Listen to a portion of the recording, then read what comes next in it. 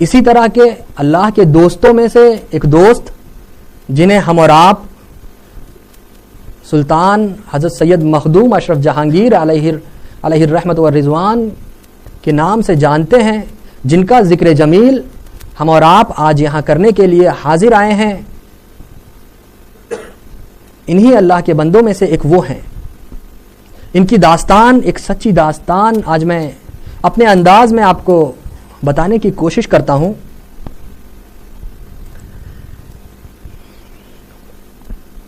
7ویں صدی ہجری کی بات ہے، 7ویں، یہ 14ویں صدی چل رہی ہے، 7ویں صدی ہجری کی بات ہے۔ ملک فارس میں ایک عظیم الشان قدیم یعنی پرانی ایک عظیم الشان قدیم اسلامی سلطنت تھی۔ عزت و عظمت اور امن و امان میں ضرب المثل تھی، یعنی اپنی عزت و عظمت اور امن و امان کے معاملے میں لوگ اس سلطنت کی مثالیں دیا کرتے تھے۔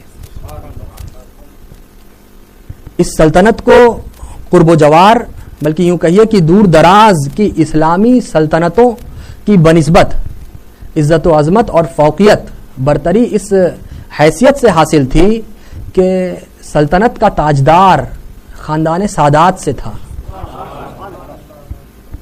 لہذا دور دور کے قرب و جوار اور دور دور کے بادشاہان اسلام اس سلطنت کی اور اس سلطنت کے بادشاہ کی عزت اور عظمت کیا کرتے تھے، ان کا کہنا مانا کرتے تھے، ان کا خیال رکھا کرتے تھے۔ اس سلطنت کی دارالحکومت شہر سمنان تھا۔ شہر سمنان، اس وقت کا شہر سمنان آج حدود سلطنت ایران میں ایک چھوٹے سے قصبے کی شکل میں آج بھی موجود ہے۔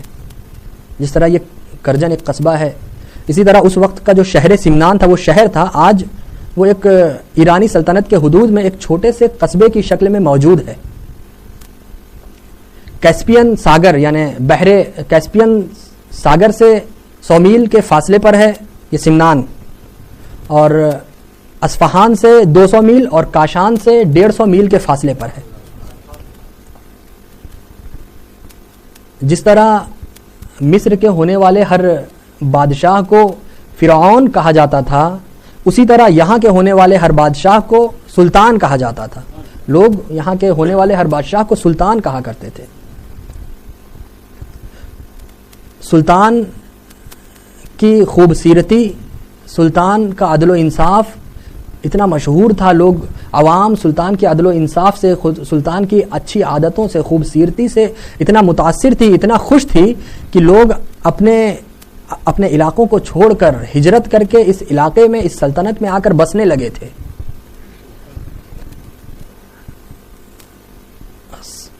خاندان سادات کو حکومت کرتے یعنی سیدوں کو حکومت کرتے یہ کوئی 6 پشت گزرا تھا، 6 پشت گزری تھی۔ اب سلطان سید عماد الدین علیہ الرحمہ کے بعد اب سلطان سید ابراہیم علیہ الرحمہ کا دور تھا۔ سلطان سید عماد الدین یہ حضرت مخدوم سمنانی کے دادا جان ہیں، اور سلطان سید ابراہیم علیہ الرحمہ یہ حضرت مخدوم سمنانی کے والد بزرگوار ہیں۔ ابھی حضرت مخدوم سمنانی اس دنیا میں تشریف نہیں لائے ہیں۔ دادا کا زمانہ ختم ہوا اور والد بزرگوار کا زمانہ آیا۔ حضرت سلطان سید ابراہیم علیہ الرحمہ کا دور تھا۔ سلطان سید ابراہیم نے اپنے آباء و اجداد کے معاملات کو برقرار رکھا، ان کی روش کو برقرار رکھتے ہوئے عدل و انصاف کی مثال قائم کی۔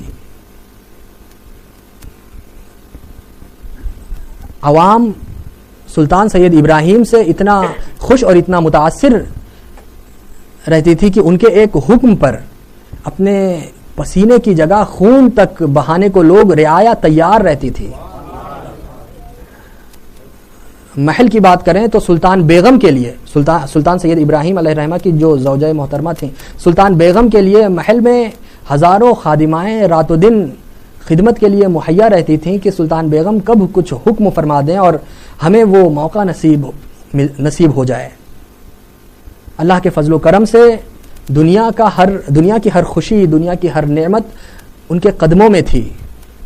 یوں کہیے کہ دنیا کے کسی غم کے لیے اس محل میں داخل ہونے کے لیے دروازہ نہیں تھا. یعنی اللہ کے فضل و کرم سے دنیا کا کوئی ایسا غم نہیں تھا جو انہیں ہو سوائے ایک غم کے. وہ غم ایسا تھا کہ جانے کا نام ہی نہیں لیتا تھا. محل میں کام کرنے والے خدامین حضرات اور سلطنت کے وزراء یعنی وزیروں نے بہت کوشش کی کہ سلطان اور سلطان بیگم کا غم دور ہو جائے، ختم ہو جائے، لیکن غم تھا کہ جانے کا نام نہیں لے رہا تھا. اور وہ غم کچھ اور نہیں، ایک نیک بیٹے کا غم تھا. اللہ کے فضل و کرم سے 3 بیٹیاں تو تھیں، لیکن ایک نیک بیٹا جو اس سلطنت کے معاملات کو آگے بڑھاتا، اپنے باپ دادا کی روش کو برقرار رکھتا، اس کی کمی تھی. بہرحال سادات کا گھرانہ تھا، غم برداشت کرنا یہ تو انہیں وراثت میں ملا تھا.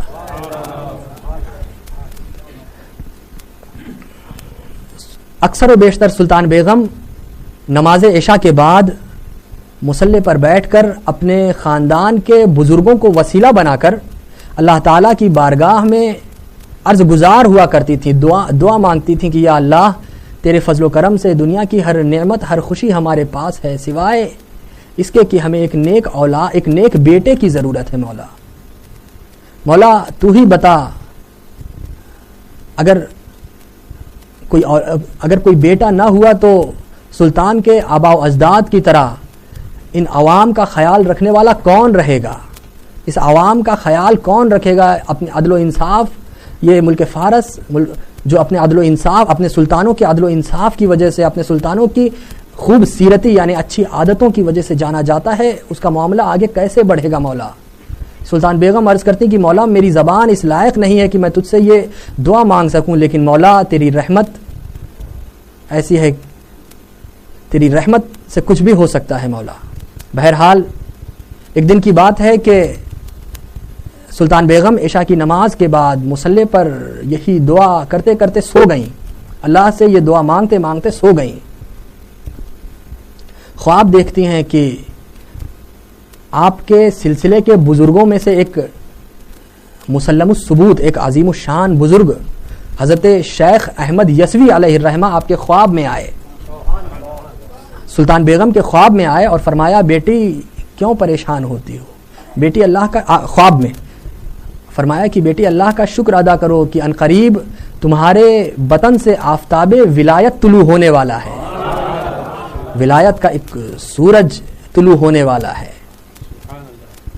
سلطان بیگم صبح کو اٹھیں اور سلطان سید ابراہیم علیہ الرحمہ کو یہ خواب سنایا، واقعہ بتایا. محل میں خوشیاں دوڑ پڑیں، خوشی ہی خوشی منائی جانے لگی. اچانک اس زمانے کے ایک مسلم الثبوت بزرگ حضرت ابراہیم مجذوب علیہ الرحمہ رونما ہوئے.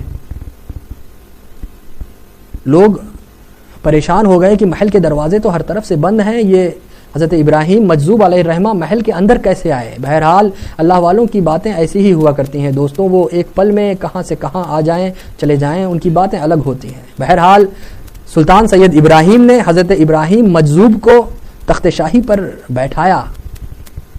حضرت ابراہیم مجذوب نے سلطان بیگم سے فرمایا کہ بیٹی پریشان مت ہو، انشاءاللہ کچھ ہی دنوں میں اللہ کے فضل و کرم سے تمہیں ایک خوبصورت اور ایک خوب سیرت اولاد ہوگی. اور سلطان سے فرمایا کہ سلطان 1000 اشرفیاں دے اور اشرف کو لے. یہ کہہ کر تھوڑی دیر کے بعد آپ تشریف لے گئے. چند دنوں بعد اللہ کے فضل و کرم سے سلطان بیگم نے ایک حسین و جمیل، ایک خوبصورت اور ایک خوبصیرت بیٹے کو جنم دیا. وصیت کے مطابق ان کا نام اشرف رکھا گیا.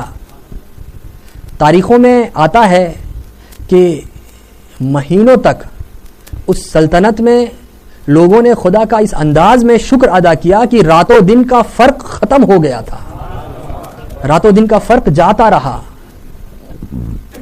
یہ کوئی 708 ہجری کی بات ہے.